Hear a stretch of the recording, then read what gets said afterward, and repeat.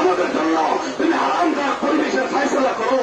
এই কষ্টকর পরিস্থিতি তুমি পরিবর্তন করে দাও পরবর্তীকালে, এই কষ্টকর পরিস্থিতি তুমি পরিবর্তন করে দাও পরবর্তীকালে, এই কষ্টকর পরিস্থিতি তুমি পরিবর্তন করে দাও পরবর্তীকাল। দেশে বিদেশে যারা মাজলুম অবস্থায় আছে পরবর্তীকাল মাজলুমদেরকে সাহায্য করো, জালেমদেরকে জুলুম থেকে নিবৃত রাখার ব্যবস্থা করো পরবর্তীকাল। জুলুমের কারণে পরবর্তীকাল রাজপথে ভারী হয়ে উঠছে পরবর্তীকাল, তুমি জুলুমের পথ রুদ্ধ করে দাও পরবর্তীকাল, জুলুমের পথ রুদ্ধ করে দাও।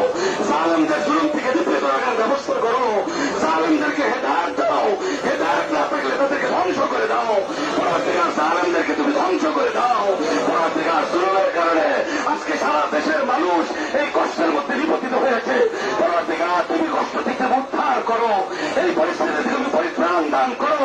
তুমি তোমার কাছে আমরা পানাহ চাই, তুমি আমাদেরকে পানাহ দান করো পরবর্তীকাল, আমাদের জন্য রহমতের বৃষ্টি নাযিল করো, তুমি রহমতের বৃষ্টি নাযিল করো পরবর্তীকাল। আমরা তওবা ইস্তিগফার করতেছি পরবর্তীকাল, কোরআন তো বলতেছে পরবর্তীকাল, কোরআন তো বলতেছে তওবা ইস্তিগফার করলে তুমি রহমতের বৃষ্টি দিবা পরবর্তীকাল। আমরা তো তওবা ইস্তিগফার করতেছি পরবর্তীকাল, আমাদের তওবা ইস্তিগফারকে তুমি কবুল করো, তুমি কবুল করো, তুমি কবুল করো পরবর্তীকাল, তুমি কবুল করো পরবর্তীকাল। সারা দুনিয়াতে যত মুসলমান মজলুম অবস্থায় আছে তুমি তাদেরকে সাহায্য করো পরবর্তীকাল, বিশেষ করে ফিলিস্তিনের মজলুম মুসলমান নারী পুরুষ শিশু আবাল বৃদ্ধ বনিতা, তুমি তাদেরকে সাহায্য করো পরবর্তীকাল, তুমি তাদেরকে রক্ষা করো পরবর্তীকাল, তাদেরকে স্বাধীন দেশ নিরাপদে বসবাস করার মতো ব্যবস্থা করে দাও পরবর্তীকাল।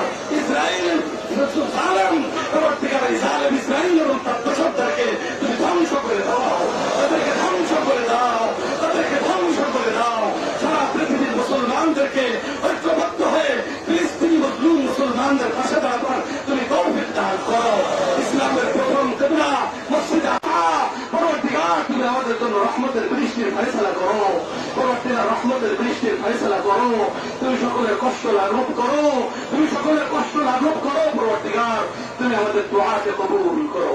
اللهم إنا نسألك من خير ما سألك منه نبيك وحبيبك محمد صلى الله عليه وسلم، ونعوذ بك من شر ما استعاذك منه نبيك وحبيبك محمد صلى الله عليه وسلم، وأنت المستعان وعليك البلاغ، ولا حول ولا قوة إلا بالله العلي العظيم.